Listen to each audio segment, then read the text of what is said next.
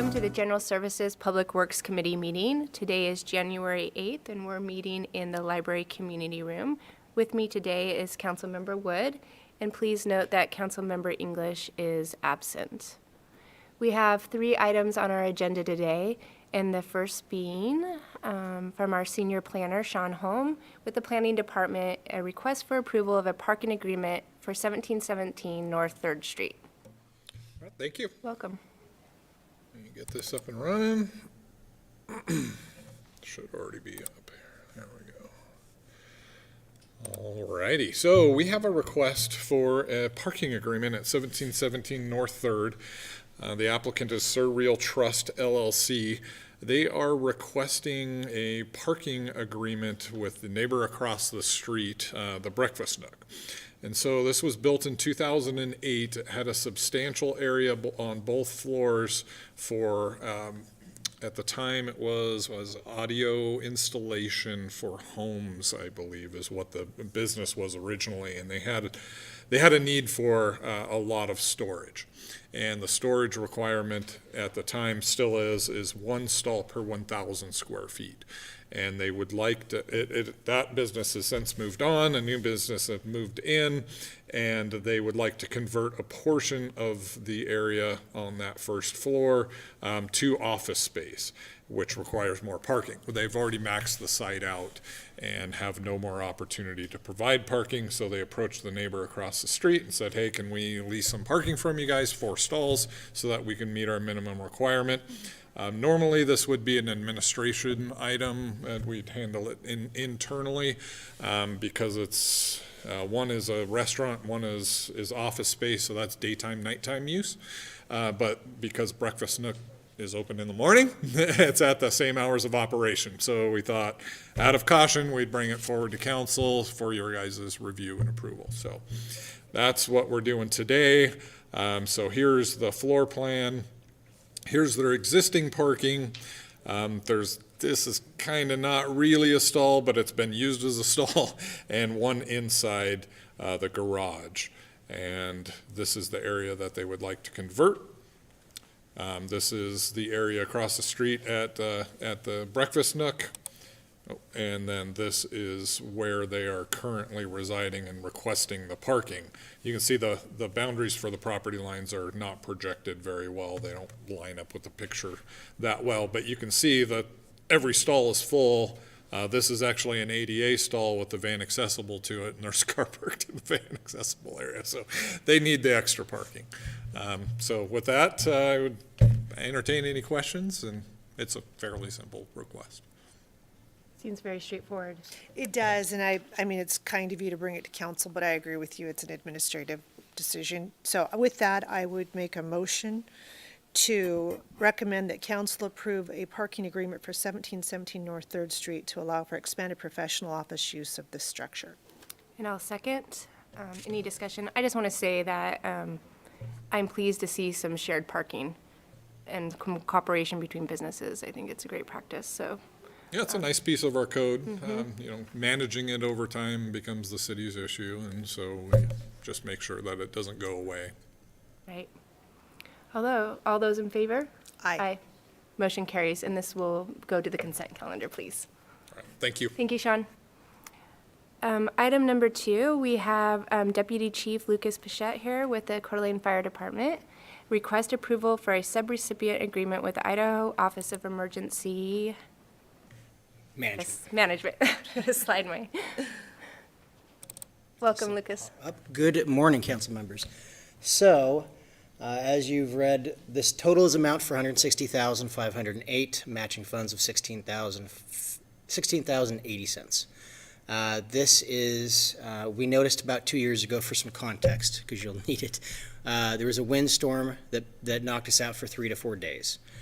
During that time, we realized we were missing a ton of lighting, no kitchen, our computers. We had one computer, and the SCBA compressor was, you could work it, but it was complicated. The wiring, so this is where it is. Right now, our current generator, which is a diesel 35 kW emergency generator. And this is what it looks like on the inside. As you can see, it hasn't been touched in a while as far as upgrading, updating. This is just some levity. So the electrical panels are in here. So what you're looking at here would be condensed into 2 less panels and would be able to serve the generator, and they'd pull all the things that we actually would need to go into the new generator. Because right now, the electrical coming down from upstairs and certain other areas isn't tied into the emergency generator at all. So they would tie in the appropriate things, condense it, clean it up, and make it appropriate for a new generator. Right, and that's just kind of a little bit more extended of what I was saying. It's just radio, in-house radio and alerting. So we don't have any, we have the main mobile station radios, but everything else is off. No kitchen, no lights upstairs except for maybe 2, and the SCBA compressor to be able to be used more readily. And then we would also be going to natural gas versus diesel. And I don't have the sizing yet for the generator because we haven't approved anything. It's in between 40 kilowatts and 50 kilowatts, depending on load management, load shedding, all those kinds of things. So until we approve somebody to actually do the work, we don't know that yet. Yeah, questions? Madam Chair, Chief Bichette, who wrote the grant? I believe Allison did, Allison Palmer. That's amazing. I mean, Yeah. just what the city's going to get in comparison. Yeah. I'm just always really so pleased with our city staff that Yep. reaches out and finds these funds that assist us where we need them the most. So great work, and it's a no-brainer. I would make a motion to recommend that council approve a subrecipient agreement, Idaho Office of Emergency Management, in the amount of $160,508, requiring a $16,050.80 city match. Second. Any further discussion? Thank you. All those in favor? Aye. Motion carries. This item would also be placed on the consent calendar. All right, moving along to item number 3 here. Bear with me while I scroll on here. Well, good snowy afternoon, Yes. council members. Welcome Mike Becker with our wastewater department, and Mike's here for a progress update and change order number 1. Okay. Before you is my staff report for change order number 1, where the wastewater utility is seeking approval from council. Change order number 1 comprises of 4 change proposal requests. These are how we go about by requesting work or the contractor coming in and saying that they need more information or more work needs to be done on stuff. You can see that I have broke down each change order request into the individual dollar amounts. The total comes to $224,305.92. This is your project, the current project breakdown. And as you can see, the contractor has a bid of $5.4 million. We're coming in with change order number 1 at $224,305.92. This brings our total contract amount to date to $5.6 million, or $5,666,208.92. We're far below our budgeted amount still, and we're requesting that council consider our request for approval of that so we can start proceeding with the work.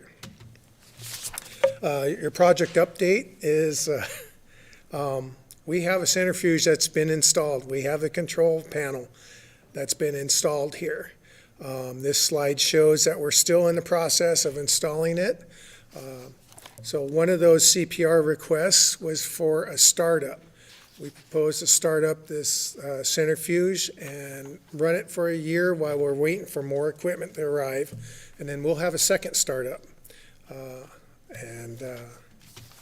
So it is our recommendation that council should approve change order number 1 in the amount of $224,305.92. And with that, I too will stand with any questions. Mike, I have one question. The second centrifuge, is it backup or is it operate differently at a different time? The new centrifuge will be used as a primary centrifuge. Okay, and then the other? Currently using the other centrifuge, a smaller one, as a primary now. But once this one goes online, it'll be primary and the existing one will be backup. Okay, thank you. Madam Chair? Mike, I'm just trying to understand, none of this was in the original proposal, and why is that? Some of these things were, let me grab my, thank you, sorry about that. That's actually a really good question. Some of these things were unforeseen conditions. The CPR number 2 is a caustic line.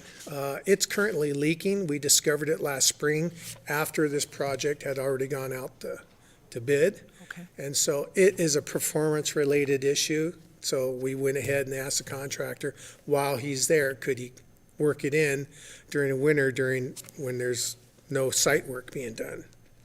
The hot water line, CPR number 3, was the last remaining portion of the hot water loop that we used to heat some of our buildings that needed to be replaced. We went ahead and threw that on there while the contractor was on site. And we're currently, as you may be aware, we're doing another project where the operations building is being remodeled.